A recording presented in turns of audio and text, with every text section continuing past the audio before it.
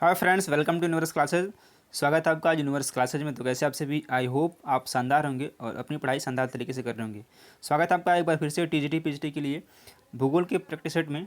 तो चलिए शुरू करते हैं आज के इस महत्वपूर्ण सेशन को। उससे पहले आपसे एक रिक्वेस्ट है कि यदि आपने चैनल को सब्सक्राइब नहीं किया तो सब्सक्राइब करें, जिससे कि हमें भी मोटिवेशन मिल सके और हम और आगे जो है इस तरह से वीडियो अपलोड करते रहें। इसके साथ साथ यदि आपको टीजीटी पीजीटी के लिए प्लेलिस्ट फॉलो करनी है तो आपको डिस्क्रिप्शन में टीजीटी और पीजीटी के प्रैक्टिस सेट का प्लेलिस्ट मिल जाएगा। वहाँ से फॉलो करके आप जो है पूरे प्लेलिस्ट देख सकते हैं। लगभग 50 से 60 वीडियो हैं जहाँ से आपकी अपनी कंप्लीट तैयारी हो सकती है। तो चलिए देखते हैं आज के इस महत्वपूर्ण सेशन में क्या है। सुबह में ये होता है भूगोल का प्रैक्टिस सेट और शाम को जो है सामाजिक विज्ञान के लिए इतिहास और भूगोल की कंबाइन प्रैक्टिस सेट होती है। तो आप उस पर भी विजिट करें जिससे कि आपकी तैयारी और अच्छी हो सके। देखते हैं आज के इस महत्वपूर्ण सेशन में क्या है। यदि पृथ्वी की घूर्णन गति न हो तो इसका परिणाम यह होगा कि सूर्योदय और सूर्यास्त नहीं होगा, दिन और रात्रि का चक्र नहीं होगा, केवल एक ऋतु होगी। नीचे दिए गए कूट का प्रयोग कर सही उत्तर चुनना है। आप पेन और पेपर लेके बैठे, जिससे कि जहाँ भी क्वेश्चन की आवश्यकता पड़े व्याख्या करने की, मैं व्याख्या करूँगा, जिससे कि आप कुछ एडिशनल पॉइंट को आप नोट कर सकें। चलिए, यदि पृथ्वी की घूर्णन गति न हो तो इसका परिणाम क्या होगा। सूर्योदय और सूर्यास्त नहीं होगा, दिन और रात्रि का चक्र नहीं होगा, केवल एक ऋतु होगी। तो इसमें क्या हो गया, यदि पृथ्वी का घूर्णन न हो तो क्या क्या हो सकता है। सूर्योदय और सूर्यास्त नहीं होगा, ये तो बिल्कुल सही है। दिन और रात्रि का चक्र नहीं होगा, लेकिन एक केवल एक ऋतु होगी, ऐसा नहीं है। तो क्या होगा, 1 और 2 सही है, यानी कि तीसरा गलत है। तो ऑप्शन नंबर 20 का बिल्कुल करेक्ट हो जाएगा। पृथ्वी का अपने अक्ष पर पश्चिम से पूर्व, यानी कि पृथ्वी जो है अपने अक्ष पर एंटी क्लॉकवाइज पश्चिम से पूर्व घूमती है। पृथ्वी का घूर्णन यानी कि रोटेशन कहलाता है। इसका जो घूर्णन होता है उसको हम रोटेशन बोलते हैं। कई बार इंग्लिश का वर्ड आ जाता है जहाँ हमको कंफ्यूज करता है, तो ये भी आपको याद रखना है कि पृथ्वी हमेशा जो है पश्चिम से पूर्व यानी कि एंटी क्लॉकवाइज घूमती है, और पृथ्वी का जो घूर्णन होता है उसको रोटेशन बोलते हैं। तो ये आपको एडिशनल पॉइंट को नोट कर लेना है। अंतर्राष्ट्रीय तिथि रेखा 180 डिग्री देशांतर से थोड़ा विचलित है, जिससे यह समान प्रशासन के अंतर्गत स्थित द्वीप समूहों को विभाजित नहीं करती है। प्रशांत महासागर को 2 बराबर भागों में बांटती है। बेरिक कटक को विभाजित नहीं करती है या फिर समान प्रशासनिक खंड को बांटती है। तो क्या करती है, यह समान प्रशासन के अंतर्गत स्थित द्वीप समूहों को विभाजित नहीं करती है। ऑप्शन नंबर ए बिल्कुल सही है। ठीक है, जो 180 डिग्री देशांतर रेखा है थोड़ा विचलित है। इस रेखा को स्थल भाग से दूर रखा गया है ताकि एक ही देश में रहने वाले लोगों को असुविधा ना हो। यदि अंतर्राष्ट्रीय तिथि रेखा किसी देश के बीच में होकर निकलती है तो इसके दोनों तरफ वाले देशों को एक ही दिन में 2 अलग अलग तिथियां माननी पड़ती है और इस प्रकार उन्हें असुविधा होगी। यानी कि यदि किसी देश के बीच से गुजरेगी तो क्या होगा, वो एक ही दिन में 2 डेट पड़ जाएंगे। इस वजह से इसको ऐसा किया गया है। गुटेनबर्ग डिसकंटिन्यूटी निम्नलिखित में से किसके मध्य पाया जाता है। ऊपरी कोड तथा निचला क्रोड, मेंटल तथा क्रोड, या फिर प्रॉपर्टी और मेंटल के बीच, या फिर डी है ऊपरी मेंटल तथा निचला मेंटल के बीच। तो जो गुटेनबर्ग डिसकंटिन्यूटी है वह पाई जाती है आपके मेंटल और क्रोड के बीच। ऑप्शन नंबर बी सही है। जो इसका देखते हैं क्या है। पृथ्वी के आंतरिक भाग में अन्य जो असमताएं हैं, एक है कोनराड समतलता जो ऊपरी क्रस्ट तथा निचली क्रस्ट के बीच स्थित है। अगला क्वेश्चन लेते हैं। निम्न में से कौन साक्ष्य महाद्वीपीय विस्थापन की पुष्टि नहीं करता है। पूरा चुंबकत्व, तापी संकुचन, ज्वारीय तल, या फिर सागर नितल प्रसरण। तो क्या है कि यह तापी संकुचन। ऑप्शन नंबर बी बिल्कुल सही है। निम्नलिखित में से कौन सा अंक विश्व की मुख्य टेक्टोनिक प्लेटों की सही संख्या दर्शाता है। 6, 7, 8 और 9। कितनी है, ये है 7। बी ऑप्शन इसका बिल्कुल सही हो जाएगा। जो नेशनल ज्योग्राफिक सोसाइटी यानी वाशिंगटन डीसी के कार्टोग्राफिक विभाग के अनुसार बृहद प्लेटों की संख्या 7 है, और जो लघु प्लेट हैं वो कितनी है, वो 16 हैं। तो बृहद कितना है, 7 है, और लघु कितनी है, लघु है 16। ये भी आपको याद रखना है, कभी यह पूछ सकता है। जो बड़ी प्लेटें हैं वो प्रशांत प्लेट, यूरेशियन प्लेट, उत्तरी अमेरिकन प्लेट, दक्षिणी American plate, African plate, Australian, भारतीय प्लेट, अंटार्कटिका प्लेट। और जो लघु प्लेटें हैं वो Nazca plate, Arabian plate, Cocos plate, Bismarck plate, Caroline plate, Caribbean plate, Scotia plate, Juan de Fuca plate आदि। ठीक है, तो इस तरह से जो बड़ी प्लेटें हैं वो कितनी हैं, 7 हैं, और छोटी प्लेटें कितनी हैं, 16 हैं। निम्नलिखित भू आकृति प्रक्रियाओं में से किसके द्वारा अंडों की टोकरी जैसी स्थलाकृति बनती है। नदी जल कार्य, हिमनद कार्य, वायु कार्य, या फिर समुद्री लहरों के क्यार। तो किसके द्वारा बनती है? ये बनती है हिमनदकार के द्वारा। बी ऑप्शन बिल्कुल सही है।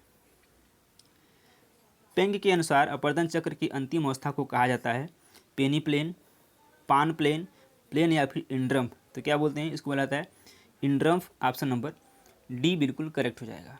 आइए देखते हैं, उत्थान के पूर्व स्थलखंड के लिए पेंग ने प्राइरम्फ नामक नामावली का प्रयोग किया था। अपर्दन की अंतिम अवस्था को इंड्रम्फ नाम दिया गया है। इसको आपको याद रखना है। वायुमंडल में उपस्थित ओजोन परत की ऊंचाई कितनी है? 15 से 60 किलोमीटर, 10 से 15 किलोमीटर, 60 से 80 किलोमीटर या फिर इनमें से कोई नहीं। तो जो ओजोन परत की ऊंचाई है वो है 15 से 60 किलोमीटर के बीच में पाई जाती है। और ओजोन परत किस लिए, क्या हमारे लिए हेल्प करती है, ये आपको कमेंट बॉक्स में कमेंट करना है।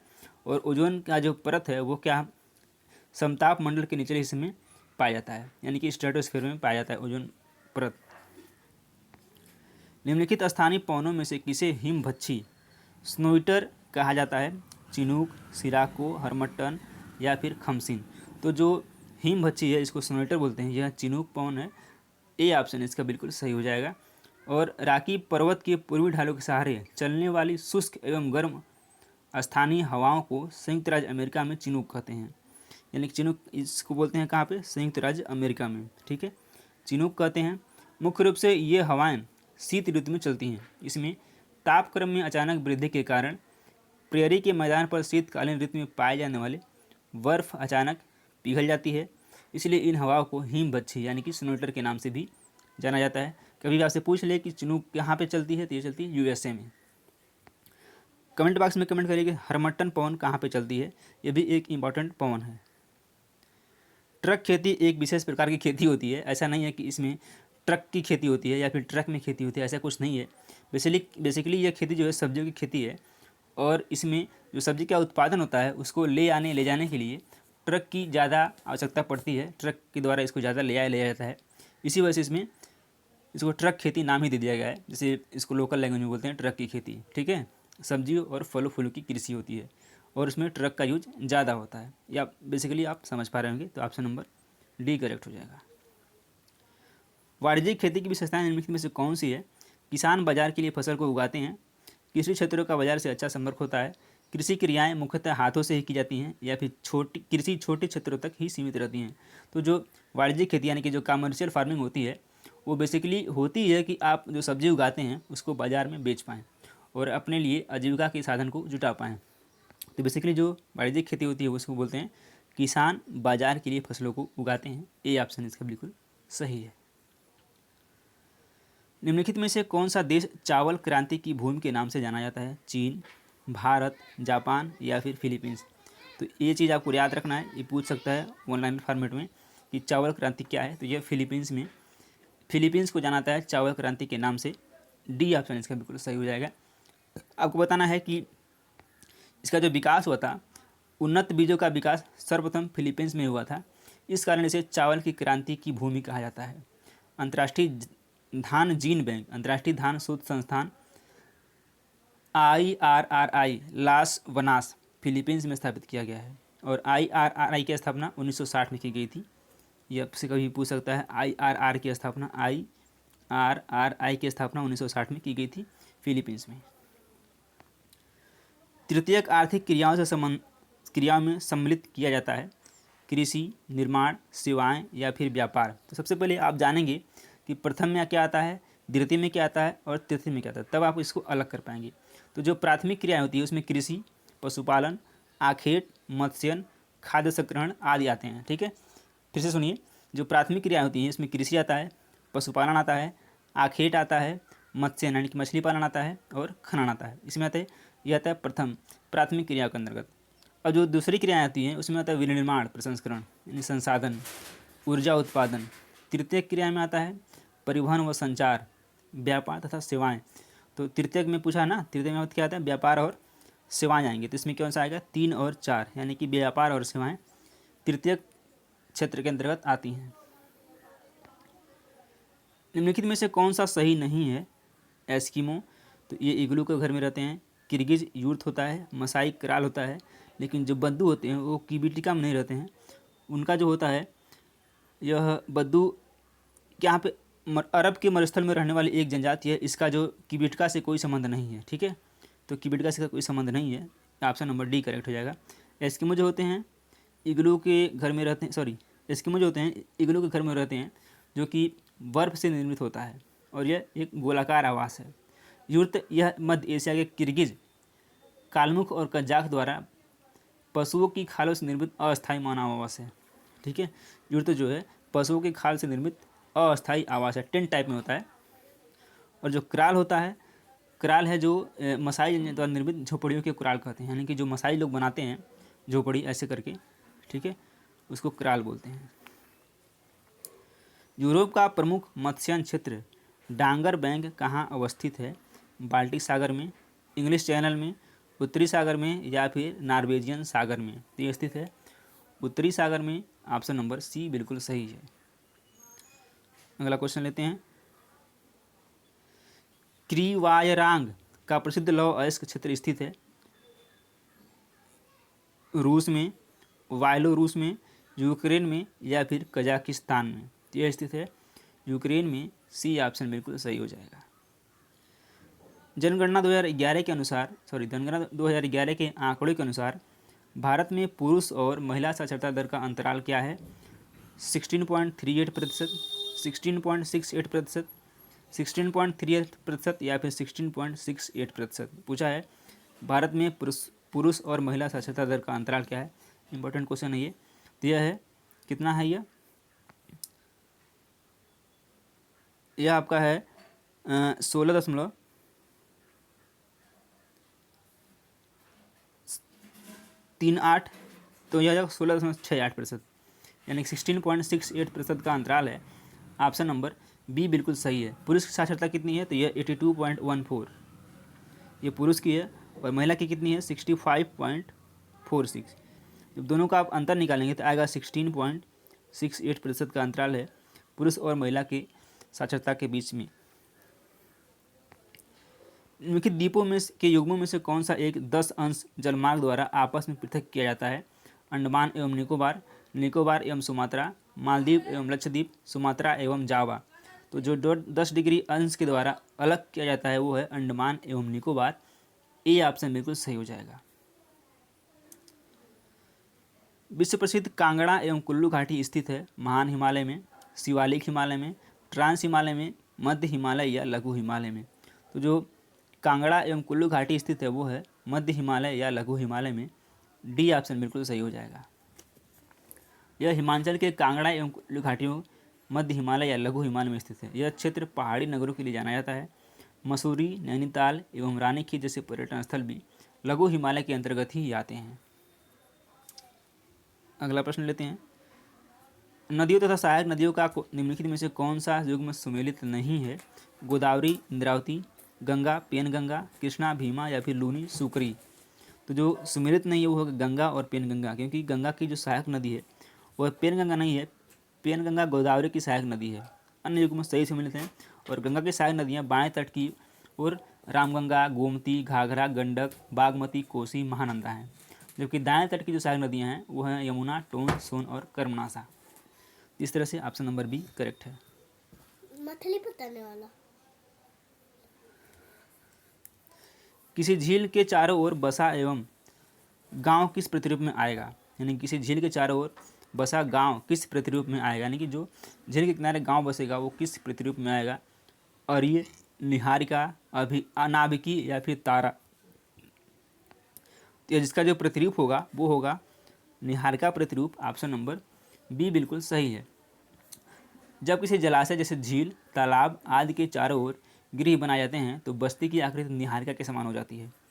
जब किसी सार्वजनिक भवन या भूमि, धार्मिक भवन आदि के चारों ओर बस्ती बसती है तो उसे नाभिकी ग्राम कहते हैं। यानी कि जो नाभिकी ग्राम होता है वह क्या होता है? सार्वजनिक भवन या भूमि, धार्मिक आदि स्थानों के चारों ओर बस्ती है। ठीक है। कारागंडा कोयला क्षेत्र अवस्थित है फ्रांस में, कजाकिस्तान में, संयुक्त राज्य अमेरिका में या फिर चीन में? तो यह स्थित है कजाकिस्तान में। ऑप्शन नंबर बी बिल्कुल करेक्ट है।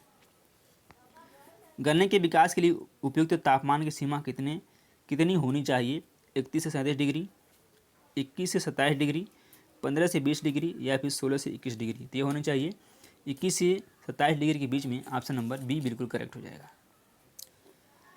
टेलीग्राफ पठार स्थित है उत्तरी प्रशांत महासागर में, उत्तरी अंध यानी कि अटलांटिक महासागर में, दक्षिणी अंध महासागर में या फिर दक्षिणी हिंद महासागर में।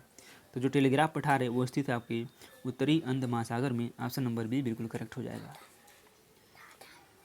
निम्नलिखित में से किस अक्षांशीय कटिबंध को जनसंख्या की गुत्थी के रूप में जाना जाता है? 0 से 20 डिग्री अक्षांश, 20 से 40 डिग्री अक्षांश, 20 से 45 डिग्री अक्षांश या फिर 40 से 60 डिग्री उत्तरी अक्षांश। तो जो जाना जाता है जनसंख्या की गुत्थी के रूप में वो जाना जाता है 20 से 40 डिग्री उत्तरी अक्षांश के बीच। बी ऑप्शन बिल्कुल सही हो जाएगा। अगला प्रश्न लेते हैं। रेड इंडियन अथवा अमेरिकन इंडियन निम्न में से किस प्रजाति के हैं? काकेसाइड प्रजाति, मंगोलायड प्रजाति, ऑस्ट्रेलाइड प्रजाति या फिर निग्रोटो प्रजाति। यह जो है संबंधित है मंगोलायड प्रजाति से। ऑप्शन नंबर बी बिल्कुल सही हो जाएगा। भारत का प्रथम राष्ट्रीय उद्यान नंदा देवी राष्ट्रीय उद्यान, जिम कॉर्बेट राष्ट्रीय उद्यान, राजाजी राष्ट्रीय उद्यान या फिर कान्हा राष्ट्रीय उद्यान। तो जो भारत का प्रथम राष्ट्रीय उद्यान है वो है जिम कॉर्बेट राष्ट्रीय उद्यान। ऑप्शन नंबर बी करेक्ट हो जाएगा। और यदि आप पढ़ते हैं तो जानते होंगे कि इसका नाम क्या किया गया है। कमेंट बॉक्स में कमेंट करके बताएंगे कि इसका नाम अब क्या कर दिया गया है। अगला क्वेश्चन है, भारत के निम्नलिखित में से किस राज्य में सर्वाधिक वन आच्छादित क्षेत्र है? राजस्थान, अरुणाचल प्रदेश, मध्य प्रदेश या फिर महाराष्ट्र। तो किस प्रदेश में है? ये है option number C Madhya Pradesh में। सी ऑप्शन बिल्कुल करेक्ट हो जाएगा। और भारतीय राज्यों व केंद्र शासित प्रदेशों में सबसे अधिक जो वन आच्छादित प्रदेश है वो है मध्य प्रदेश, उसके बाद आता है अरुणाचल प्रदेश, फिर छत्तीसगढ़ और उड़ीसा और पाँचवें पर आता है महाराष्ट्र। ये भी आपको याद रखना है। स्थानांतरित खेती की अनिवार्य विशेषता क्या है? फसलों की सघनता, खेतों का चक्र, एकल फसल या फिर दोहरी फसल। तो जो स्थानांतरित खेती होती है उसका जो विशेषता होता है वो होता है खेतों का चक्र। बी ऑप्शन बिल्कुल सही है। निम्नलिखित में से कौन सा पद केवल जीव द्वारा ग्रहण किए गए दिक्मान का ही नहीं बल्कि जीवों के समुदाय में उसकी कार्यात्मक भूमिका का भी वर्णन करता है? इकोटोन, आवास क्षेत्र, पारिस्थितिकी कर्मता या फिर पारिस्थितिकी नीश। तो क्या है? यह है पारिस्थितिकी कर्मता। सी ऑप्शन बिल्कुल सही है। लास्ट क्वेश्चन, भारत में सर्वाधिक क्षेत्र पर किस प्रकार के वनों का विस्तार है? उष्णकटिबंधीय पर्णपाती वन, उष्णकटिबंधीय सदाबहार वन, पर्वतीय वन या फिर मैंग्रोव वन। जो सबसे ज़्यादा विस्तार है वो है उष्णकटिबंधीय पर्णपाती वन। ऑप्शन नंबर ए बिल्कुल करेक्ट है। चलिए, आई होप आपको सेशन पसंद आएगा। सेशन पसंद आते वीडियो को लाइक करें और चैनल को सब्सक्राइब जरूर करें। मिलते हैं शाम को कंबाइंड प्रैक्टिस सेट के साथ इतिहास और भूगोल की। तब तक के लिए अपना ख्याल रखें। जहाँ पर हंसते रहें, मुस्कुराते रहें। धन्यवाद।